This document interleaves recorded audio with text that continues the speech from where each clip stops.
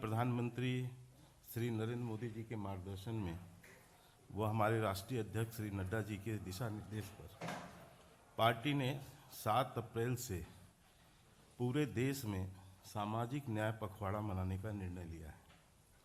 सामाजिक न्याय पखवाड़ा मनाने के इस निर्णय पर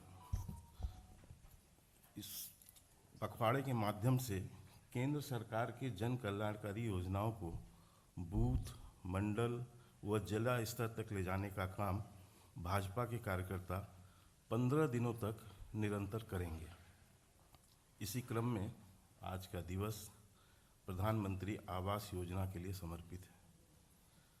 मित्रों, हर इंसान का सपना होता है कि उसके सर पर अपना छत हो। गरीबों के इस सपने को साकार करने का संकल्प माननीय प्रधानमंत्री मोदी जी ने लिया है। यह संकल्प कैसे पूरा हो रहा है, जमीन पर कैसे क्रियान्वित हो रहा है, इसके लिए हमारे वरिष्ठ नेता केंद्र सरकार के ग्रामीण विकास एवं पंचायत राज मंत्री माननीय श्री गिरिराज सिंह जी आज हमारे बीच हैं। मैं उनसे सादर अनुरोध करूंगा कि वो आज के इस प्रेस वार्ता को संबोधित करें। मित्रों, मैं 2 ही बात आपके सामने रखूंगा कि देश के अंदर में पूर्ववर्ती सरकारों ने गरीबी हटाओ का नारा लगाया, इंदिरा आवास आया। ये यूपीए सरकार 60 साल जो परिवार की सरकार रहा, 60 साल बनाम 8 साल पर मैं आज अपने विभाग का एक छोटा सा प्रस्तुति आपके सामने रखने का काम करूंगा। ये 60 साल में जो इंदिरा आवास के नाम से मकान बना, रोटी कपड़ा और मकान की चर्चा तो सब सरकारों ने की, लेकिन देश के प्रधानमंत्री ने गरीब कल्याण ला करके रोटी का व्यवस्था की और मकान और कपड़े की व्यवस्था और महिलाओं का सशक्तिकरण हम आवास के द्वारा, क्योंकि जैसा शर्मा जी ने कहा कि मकान की महत्व क्या होता है वो वही गरीब जानता है जिसके घर नहीं होते, वही इसके महत्व को समझता है। वैसी स्थिति में 60 साल बनाम 8 साल में केवल 3 करोड़ 26 लाख घर इंदिरा आवास के द्वारा बना और 8 साल में हम 2.5 करोड़ से ऊपर घर बनाने का काम किया।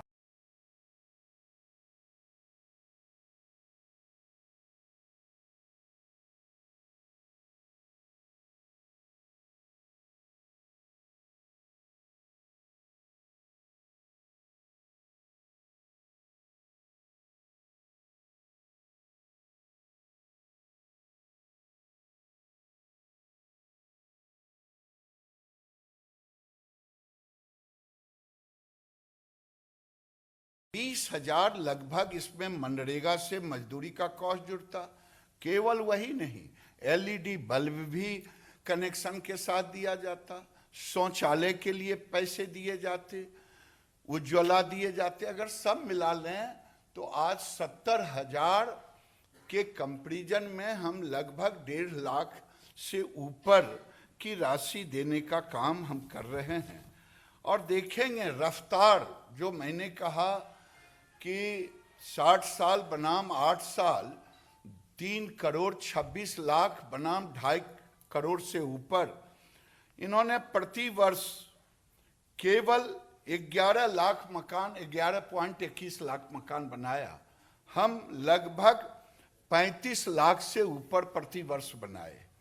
उन्होंने प्रति माह 94 लाख 0.94 लाख यानी 1 लाख से कम, हम 2.5 लाख से 2,62,000 से ज़्यादा बनाने का काम किया।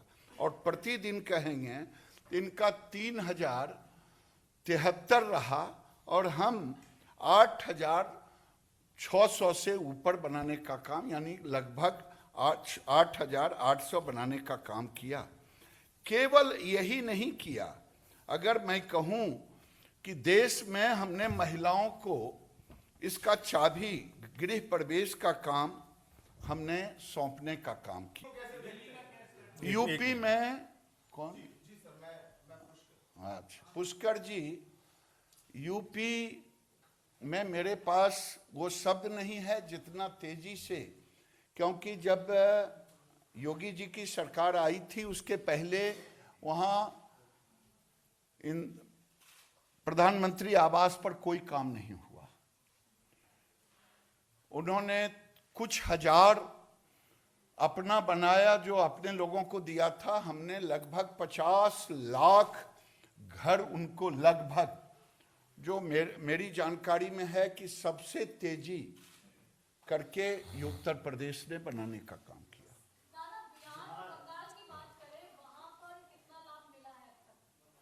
मैंने तो आपको बता दिया कि बिहार में हमने 38 लाख बिहार में हमने सैंक्शन किया है, 38,83,611।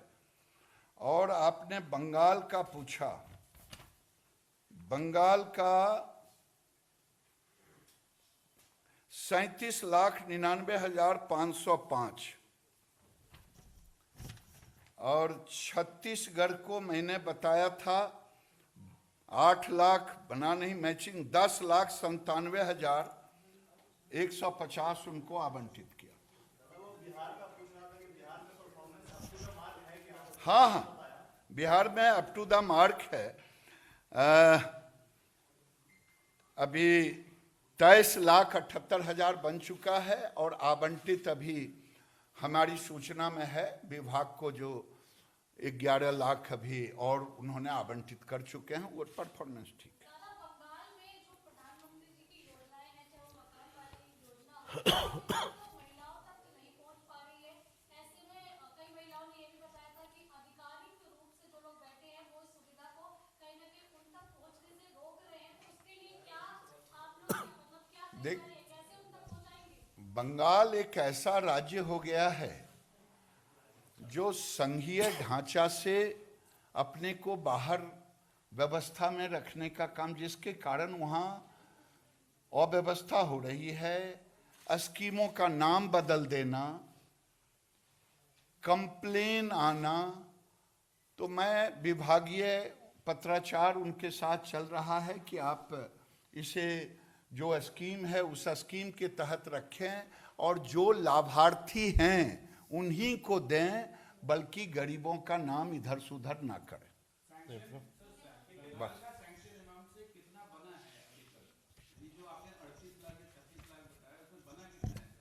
देखिए, मेरे पास मैं है कि लगभग उन्होंने अभी 23,78,000 बना चुके हैं और 11-12 लाख अभी सूचना ऑफिशियल में रिव्यू कर रहा था। तो उसमें, क्योंकि मैं बिहार का हूं इसलिए मुझे मालूम है कि 11 लाख और स्वीकृत किया है। तेजी है। बंगाल का तो बंगाल का सैंक्शन बता दूंगा। बंगाल में सैंक्शन हमने दिया लगभग 37,99,505। बनाने की पूरी सूचना अभी उन्होंने। रविंद्र जी,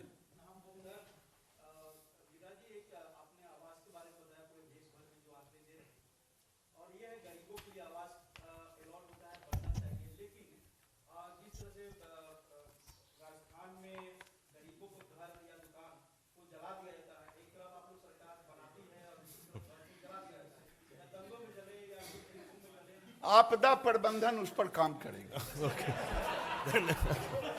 धन्यवाद साहब।